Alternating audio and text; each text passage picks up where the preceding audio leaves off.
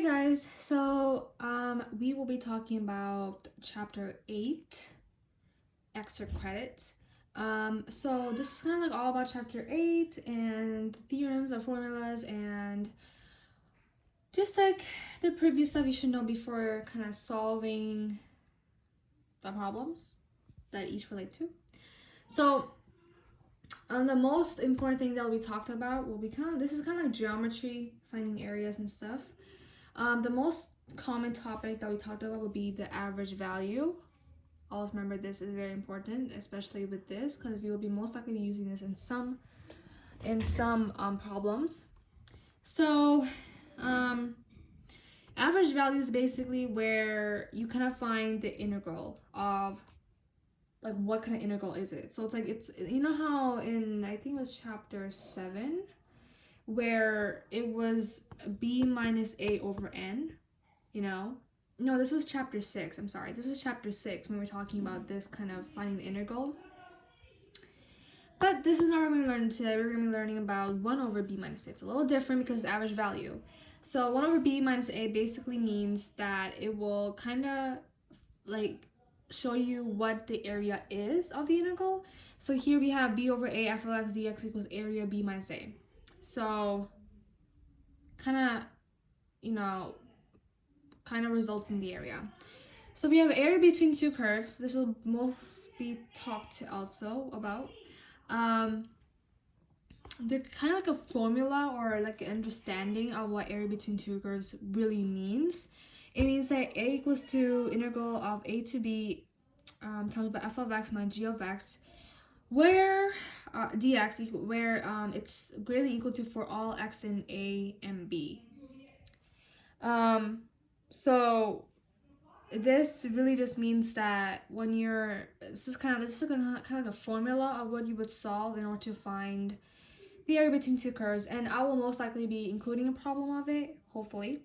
And we will see how we're gonna solve this by step and what does it really mean when you're trying to solve it. Now, I did mention about finding area between like any shapes, and I kind of got a preview about geometry, but a little intense. We have square, rectangular, equilateral triangles, isocles, right triangle, and semicircles. So, okay. Now they are different it's a little messy here, but I'll explain through it. It's a little difficult because there are different equations for it, but it kind of does go back to geometry where you had to kind of use your skills back then. So a square is v equals integral of b over a to b, s squared dx, where s equals to f top minus f bottom. So this will definitely help you if you know these kind of formulas. If you know these formulas by heart, it will definitely help you in the long run when you're solving equations like with squares. Now we have the rectangle. So as v equals a to b w times by h dx. So width means width and height. The height will be already given to you, so there's no height included by this, but in the problem it should include a height for you in order to solve it. Where width is basically f of x minus g of x. Okay. Equilateral triangles is v equals a to b square root of 3 over 4 s squared dx. Now this basically means is f where s is basically f of x minus g of x. I kind of didn't have time or didn't have room to include that, but that's what f of x minus g of x would mean to s.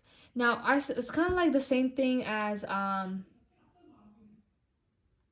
of like this one right here, because f top minus f bottom. So isocles right triangle is v equals a to b 1/2 s squared dx. This means that s is equal to f of x minus g of x, kind of the same thing as equilateral triangles. Now last but not least, we have semicircles, which is v equals a to b 1/2 pi r squared dx, and that basically means where r equals to f of x minus g of x divided by 2. So it's a little different because semicircles, we're not only solving the whole circle, but we're only solving the half of it, which means that we're trying to find the radius, and 1/2 pi will be included with that too. So like semicircles will be like this. This is kind of like the diameter, and we're trying to find the radius of it, and the pi. Sorry, we're trying to find the radius and just trying to find the derivative of it. You know what I mean? So this is basically the preview of this chapter. Okay, so in this problem, we'll be talking about finding the average value of the function. So we have the equation, find the average value of f of x equals 6 minus x squared on -1 and 3 interval. So, okay. Now, what we mostly talked about is this is basically the area. Okay, it's kind of the area. So we talked about this formula is 1 over b minus a. So let's try kind of figure out what b minus a actually means.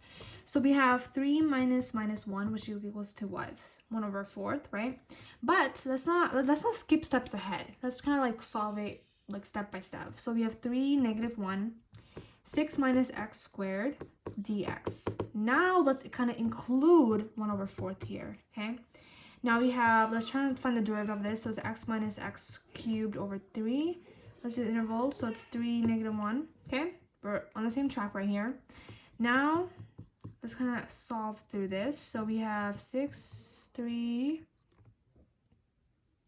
times 1, oopsies. Yeah, minus 1 over 3rd, 3 cubed, minus 1 cubed. There we go. Now this is kind of the distribution part. Now let's kind of like solve all the way together, okay? All right, so let's try solving this together. It's gonna be a long one. So 6, 4,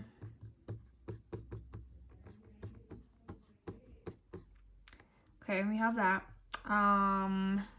So and all together, let's just, with a calculator or anything without, or even without, this would equal to, x would equal to plus and negative 7 over 3. And this would be your problem for this. This would be a solution for this problem. All right, so we have this problem where it's basically kind of applying accumulation integrals where we have to find kind of derivative of w, and then it's kind of like f of v minus f of a. It's kind of like the rate of change. So let's see what we have. We have a whole table here, and we're trying to find the hours, right? It's like the number of liter water in a tank at a given time t is measured in hours. So the table of value basically represents this, the prime of w, t, times by t. So let's say find 0 to 8 integral, and then, yeah. So it's kind of like what we've been doing in the past kind of topics, where we have to find the rate of change. You know what I mean? So it would be kind of like this, minus. So we're kind of like using this and this all together. So we have equals to what? 22,000 minus 5,000, and that equals to 17,000. And this is basically your solution for this problem. All right, so this is kind of solving the area between curves that we recently talked about in the preview of the formula that we were talking about with it. So this is kind of an example of what it would mean, like what kind of formula we'd be using with it. So basically this kind of means like example of f minus g would mean top minus bottom. So let's kind of like integrate, or try not integrate, sorry. Let's try to substitute these kind of equations that we have with this. So it would be 2 minus x squared minus negative x squared.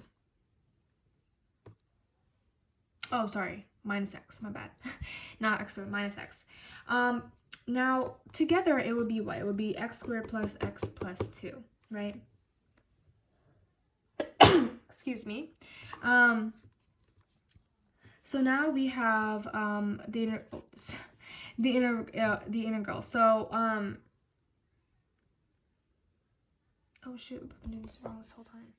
All right, so this is kind of like the area between curves kind of problem that was gonna like show you an example of the formula we were talking about in the preview.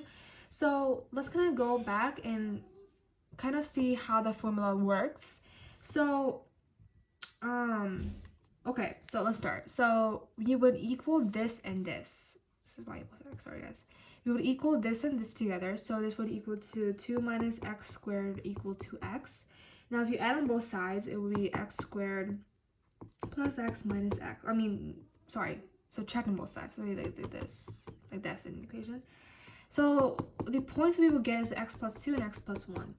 Now if you want to like kind of like graph it in your mind and see, or just draw it, I would definitely draw it so I can see like what kind of problem am I kind of imagining while solving this.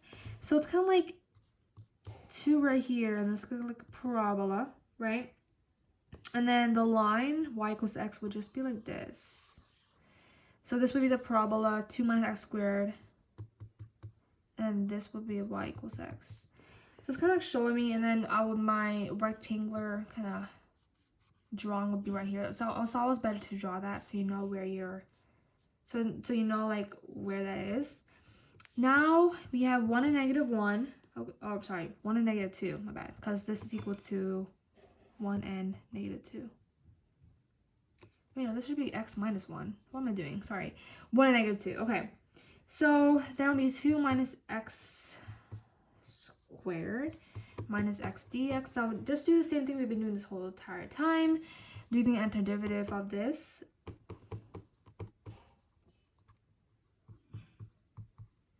Integral 1 over negative 2. And here we go again with the long solving. So